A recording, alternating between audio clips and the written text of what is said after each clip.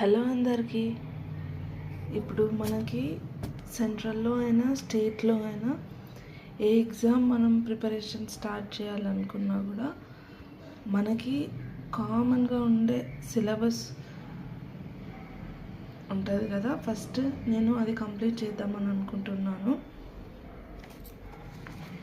దాంట్లో మనం సబ్జెక్ట్ చూసుకుంటే ఓవరాల్గా ఇంపార్టెంట్గా ఇంగ్లీష్ ఉంటుంది, quant, reasoning, GS, current affairs.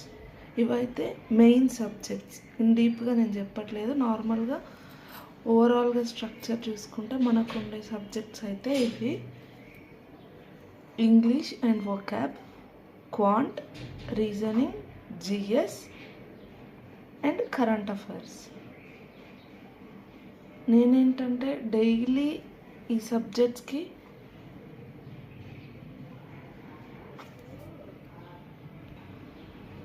Time ఇవ్వాలనుకుంటున్నాను. అంటే ఒకరోజు ఇంగ్లీషు, ఒకరోజు క్వాంట్, ఇంకొక రోజు రీజనింగ్, అట్లా అని కాకుండా ఎవ్రీ సింగిల్ డే ఈ ప్రతి సబ్జెక్ట్ అనేది ఏదో ఒక టైంలో టచ్ చేయాలి. So that is my concept. ఏదో ఒక టైంలో ఇంగ్లీష్ ఒక 1/2 hour to 1 hour, వొకాబ్ కానీ ఇంగ్లీష్లో ఏదైనా ఒక టాపిక్, అండ్ క్వాంట్లో ఏదైనా ఒక టాపిక్ లైక్ ఫార్ములాస్ కానీ ప్రాక్టీస్ కానీ, సేమ్ విత్ రీజనింగ్ ఆల్సో. జిఎస్లో మనకు సబ్ టాపిక్స్, సబ్జెక్ట్స్ చాలా ఉంటాయి కదా. జిఎస్కి రిలేటెడ్ ఏదో ఒక సబ్జెక్ట్, దాంట్లో ఏదో ఒక టాపిక్.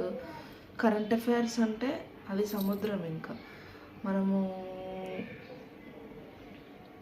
ఈ కరెంట్ అఫైర్స్కి వచ్చేసి డైలీ చూసి నోట్స్ రాసుకోవాలి అంటే కూడా అది కొంచెం టైం టేకింగ్. అది చాలా మంచి ఐడియా, ఇంకా దాన్ని ఫాలో అవుతే కూడా అది చాలా బెటర్ కరెంట్ అఫైర్స్కి. బట్ నాకున్న టైంకి నేను మంత్లీ కరెంట్ అఫైర్సే ప్రిఫర్ చేద్దామని అనుకుంటున్నాను. డైలీ రాస్తూ చదవాలంటే అది కొంచెం నాకు సెట్ అవ్వదు. సో ఎవ్రీ మంత్ ఒక మంత్లీ పీడిఎఫ్ ఏదో ఒక ఇన్స్టిట్యూట్, రికగ్నైజ్డ్ ఇన్స్టిట్యూట్ వాళ్ళకి తీసుకొని నేను కరెంట్ అఫైర్స్, ఆ monthly current affair for suppose November ఉంది, నవంబర్ కరెంట్ అఫైర్స్ తీసుకొని నేను డైలీ కొంచెం చదువుకుంటా.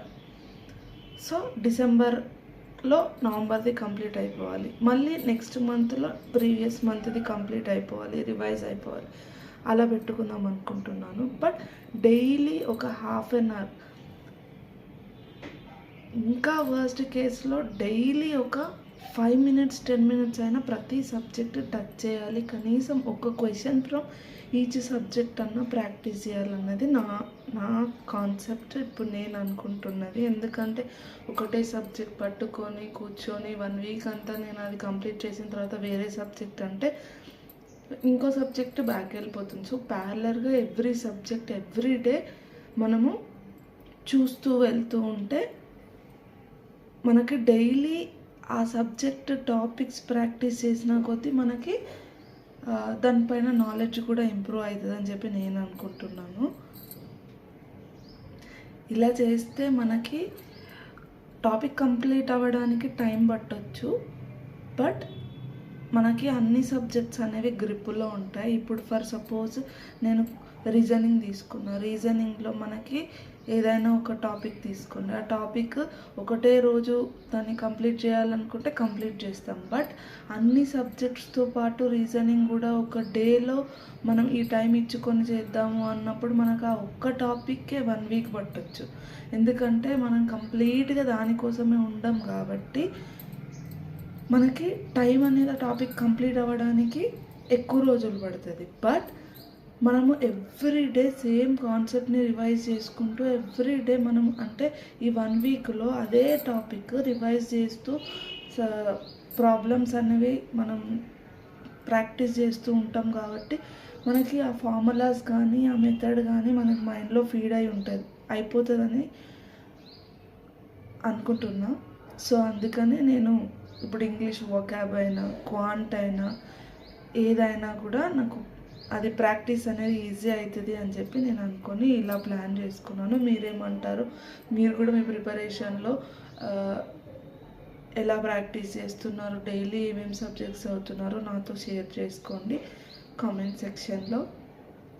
నేను కూడా నా సైడ్ నుంచి నా ప్రిపరేషన్ని ఇంప్రూవ్ చేసుకోవడానికి మీ సజెషన్స్ కూడా నాకు యూజ్ అవుతాయి. So thank you.